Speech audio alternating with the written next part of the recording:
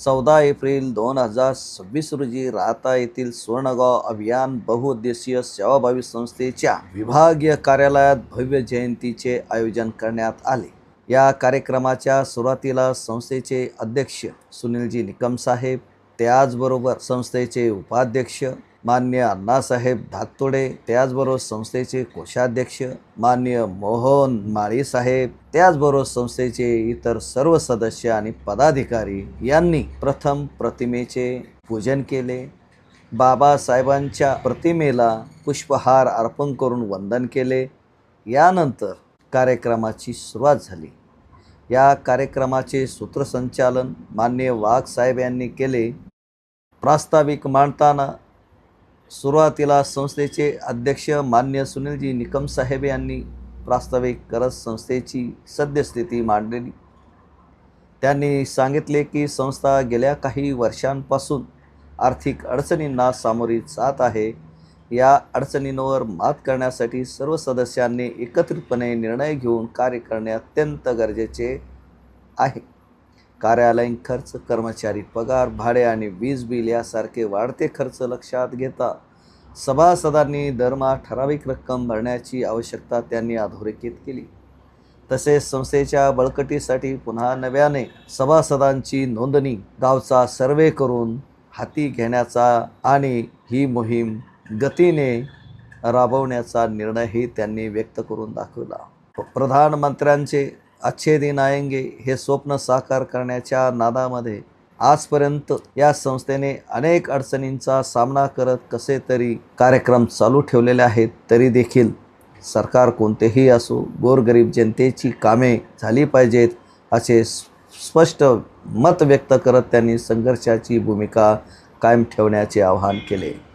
यानंतर कार्यक्रमाचे अध्यक्ष माननीय अण्णासाहेब धाकतोडे यांनी देखील आपल्या अध्यक्षीय भाषणात सर्व मुद्द्यांचा आढावा घेत संकटावर मात करण्याचे धैर्य आणि सातत्य आवश्यक असल्याचे सांगितले। त्यांनी डॉक्टर बाबासाहेब आंबेडकर यांच्या कार्याचा उल्लेख करून सांगितले की संविधान हे सर्व समाजाची समस्या सोडवण्यासाठी गुरुकिल्ली आहे आणि हे संविधान सर्व समाजासाठी समान न्याय, समान हक्क देते।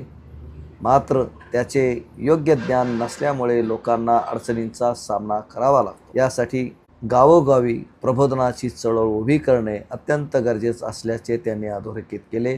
विविध सामाजिक संस्थांनी एकत्र येत आजचा हा कार्यक्रम यशस्वी करण्यासाठी प्रयत्न केला, आपला सहभाग नोंदवला। कार्यक्रमाचे सूत्रसंचालन वाघ यांनी केले। यावेळी संस्थेचे कोषाध्यक्ष मोहन माळे यांनी बाबासाहेबांच्या जयंतीनिमित्ताने बोलत सर्वांना आश्चर्याचा धक्का दिला। ही होती आजची सर्वात मोठी विशेष बातमी। धन्यवाद। जय भीम, जय भारत। अधिकारी असतील पण ते त्यांच्या मार्फत आम्ही तुम्हाला सहकार्य देऊ आणि तुम्ही लोकांच्या समस्या ज्या काही समस्या असतील त्याचं निवारण करा आणि लोकांना सगळ्या समाजाला न्याय द्या अशा पद्धतीने आता पण कामकाज आता पण आलेले। तर सगळ्यात महत्त्वाचं बाबासाहेबांनी संविधान लिहिलं आणि मी ज्या टायमाला आयोगाला सांगितलं होतं की संविधान पद्धतीने सरकार चालत नाही, सरकारची पारदर्शकता नाही, सरकार ग्रामपंचायतीवर या बाबतीत चौकशी करीत नाही, कोणी तालुक्यामध्ये आमदार कोण आहे, कोण आमदारांचे काय काम आहे, आमदार साहेबांनी काय काम करायला पाहिजे याच्या बाबतीत लोकांना प्रश्न निर्माण झालेले। हे सर्व प्रश्न एकत्रित निर्माण झालेले असल्यामुळे लोकांना न्याय मिळत नाही। तेव्हा अध्यक्ष महोदय याच्या पुढे आपल्या संस्थेमार्फत आणि सर्व जाती धर्माचे आपले जेवढे काय अध्यक्ष महोदय यांच्या मार्फत या कामाला मोठ्या पद्धतीने निवारण करण्यासाठी या सर्व समस्याचं आपण त्याचा पूर्ण चौकशी, तपासणी आणि शहानिशा करूनच आपण प्रत्येकाला न्याय देण्याचं आपण कामकाज करणार आहे। त्यासाठी आपण यासाठी संबंधित विभागाला याच्यानंतर पत्रव्यवहार करणार आहे आणि पत्रव्यवहार झाल्यानंतर मला पण असं वाटतं की आपण सर्वांनी एकत्रित राहून प्रत्येक आपले जे अध्यक्ष वगैरे प्रत्येक समाजाचे वगैरे यांनी प्रत्येकाचं मत आमच्याकडे मांडलं पाहिजे। आपण सर्व जाती धर्माचे लोक एकत्र राहून आपल्या गावातला आपल्याला आपल्या आगामी सगळ्याला आपण न्याय देऊ एवढं बोलून मी माझे 2 शब्द संपवतो। जय हिंद, जय महाराष्ट्र, जय हिंद। बाबासाहेब आंबेडकर यांच्या जयंतीनिमित्त सर्वांनी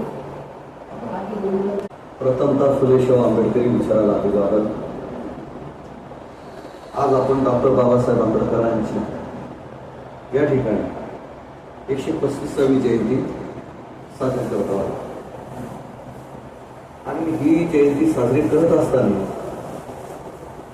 आपल्या प्रत्येकाच्या बोलण्यामधून आणि खास करून विक्रम साहेबांनी काही ज्या सूचना मांडल्या त्या खूप महत्त्वाच्या आहेत आणि ह्या सूचनांच्या बाबत जरूर आपण विचार केला पाहिजे. जो दुसऱ्यावर अवलंबून राहील परावलंबी राहील त्याला जग गुलाम समजतं, नीच समजतं. हे संत शिरोमणी गुरु रविदास महाराज हे स्वतःहून आपल्याला सांगतात की ज्या गुरु रविदासांना डॉक्टर बाबासाहेब आंबेडकर यांनी अंत्यचेतन हा एक ग्रंथ अर्पण करून त्यावेळेस त्यांची जयंती निमित्ताने त्यांनी प्रथमतः त्यांना गुरु मानलं. ज्यांना गुरुस्थानी मानलं म्हणजे त्यांच्यामध्ये काहीतरी आहे. अशा बाबासाहेबांनी कितपर्यंत गेले ही सारी सोपी गोष्ट आहे. म्हणून बाबासाहेब शिका, संघटित व्हा, संघर्ष करा. संघर्ष आपल्याला जे फायदे मिळत नाही, हक्क मिळत नाही, आपल्याला जे राईट मिळत नाही त्यासाठी संघर्ष करा. विक्रम साहेबांनी तेच सांगितलं आपल्याला विसरून. परंतु जे त्यांचे महत्वाचे संदेश आहे जा तुमच्या घराच्या भिंतीवर लिहून ठेवा, या देशाची शासन करती जमात बनायचं. बहुजन समाज जो आहे की ज्यांना मी संविधानाच्या माध्यमातून खूप काही संरक्षण दिलं, त्यांना खूप काही संध्या दिल्या, शिक्षणापासून तर स्कॉलरशिप आणि नोकरी, जॉब, उद्योगधंद्यापर्यंत, अगदी मंत्री, संत्री, आमदार, खासदार बनण्यापर्यंत, अगदी या देशाचा मुख्यमंत्री असो नाही तर पंतप्रधान बनणार असो, इथपर्यंत संध्या दिल्या. त्यांना आरक्षणाच्या माध्यमातून भरपूर काही दिलं. परंतु आम्ही अभागे अज्ञानामुळे आम्ही आजही मागावलो. विक्रम साहेबांनी तो उल्लेख केला ग्रामपंचायतमध्ये सारे ठराव. माझं तर असं म्हणणं आहे की ज्या ग्रामपंचायतला हे राईट दिले हेच राईट का नको काढले जायला. ग्रामसभेच्या ठरावाची गरजच नसली पाहिजे. ग्रामसभेचे ठराव पंचायत राज जसं आणलं तेव्हापासून आपल्या गोरगरिबांचं काम व्हायचं बंद झालेलं आहे. आणि जोपर्यंत हे पंचायत राज नव्हतं तोपर्यंत आपल्या सगळ्या लोकांची कामं होत होती. अगदी नोकर भरतीपासून सगळ्या गोष्टी होत होत्या. प्रत्येकाला संध्या मिळत होत्या, काही ना काही मिळत होतं. तेव्हा त्या अण्णा हजारेंनी जे काही उद्योग वाढवले, माहितीचा अधिकार आणि अजून लोकपाल दिन. आज अण्णा हजारे कुठे आहे? आपण त्यांच्या नादी लागून आपल्या वाटोळं करून घेतलं आणि बाबासाहेबांच्या विचाराकडे आपण संविधानाकडेच पाठ फिरवली. असं मी बोललं तर वावगं होईल का? बाबासाहेबांनी ऑलरेडी आम्हाला संविधानाच्या माध्यमातून सर्व काही दिलं, पण आम्ही तिथपर्यंत पोहोचायला तयार नाही. हे आमचं अज्ञान. आम्ही नावाला ग्रॅज्युएट झालो, पोस्ट ग्रॅज्युएट झालो, डॉक्टर झालो, MD झालो, PhD केल्या नाही, कारण आपल्याला विज्ञान नव्हतं. आपण विज्ञानाच्या जागात जगलं पाहिजे. बाबासाहेबांनी आपल्याला विज्ञान शिकवलेलं आहे आणि बाबासाहेबांनी त्यांनाच गुरु मानलेलं आहे की ज्यांनी विज्ञान मांडलेलं आहे, वैज्ञानिक दृष्टिकोन ठेवलेला आहे. म्हणजे अंधश्रद्धेतून पहिलं तुम्ही बाहेर निघालं पाहिजे. तुमचा डेव्हलपमेंट, विकास त्यावेळेसच होऊ शकतो ज्यावेळेस तुम्ही अंधश्रद्धेतून बाहेर निघालं पाहिजे. हा आपण जाणून घेतला पाहिजे. वैज्ञानिक दृष्टिकोन हा खूप महत्वाचा आहे. मी तुम्हाला ते सांगत होतो, डॉक्टरच्या कॅबिन मध्ये जर गणपतीचा फोटो पाहिला तर मी म्हणतो त्या डॉक्टरकडे आपण इलाज नाही केला पाहिजे. आपण देवाची मूर्ती पाहून जातो, आपण तो डॉक्टरला कळायला पाहिजे तो विज्ञानाचा विद्यार्थी आहे, हे आपण चुकतोय हे ते मान्य करायला तयार नाही. हाच मोठा प्रॉब्लेम आहे. आपल्याला मागे राहण्याचा हाच प्रॉब्लेम आहे. तर गावकीचं राजकारण अधिकाऱ्यांना काम करू देत नाही आणि आपण काय करतो, त्या अधिकाऱ्यांच्या पाठीमागाला. जर ग्रामसभेला 100च्या वर जर लोकसंख्या असेल तर तुमचे तिथं विषय घेतले जातात. परंतु ज्यांना कोणताही ठराव संमत करायचा असेल तर ग्रामसभेमध्ये भले तुम्ही सूचना मांडली, त्यांनी नुसती लिहून घेतली, पण त्याला जर अनुमोदन देणारा व्यक्ती नसेल सक्षम तर तुमच्या त्या ग्रामसभेच्या ठरावाला काडी मात्र.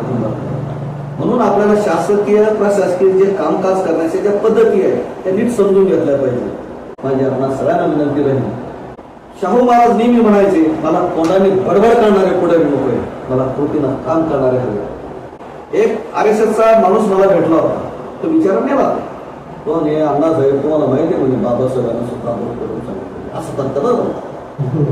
संविधान आहे म्हणजे ते कळत नाही, पण कोण त्यांना असं केलेलं आहे.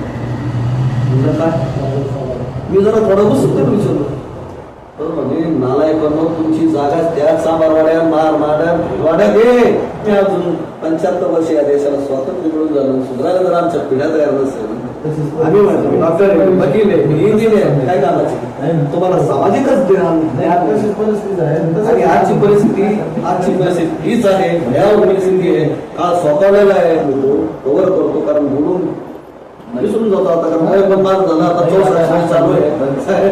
तर मी आता या ठिकाणी आपल्या सगळ्यांची रजा घेऊन आणखी समाजासाठी बोलतोय आणि आपलं सगळ्यांचं दायित्व करतं की आपण समर्पणाची भूमिका ठेवली पाहिजे. समाजाच्या प्रती आपण प्रेम ठेवलं पाहिजे, करुणा ठेवली पाहिजे आणि समाजाचा उद्धार आपल्याच्यात नाही होणार पण उत्थान तर करू शकतो. तेवढं उत्थान करण्यासाठी आपण जरूर प्रयत्न करावा अशी अपेक्षा करतो. या ठिकाणी मी माझे 2 शब्द संपवतो. जय भीम, जय भारत.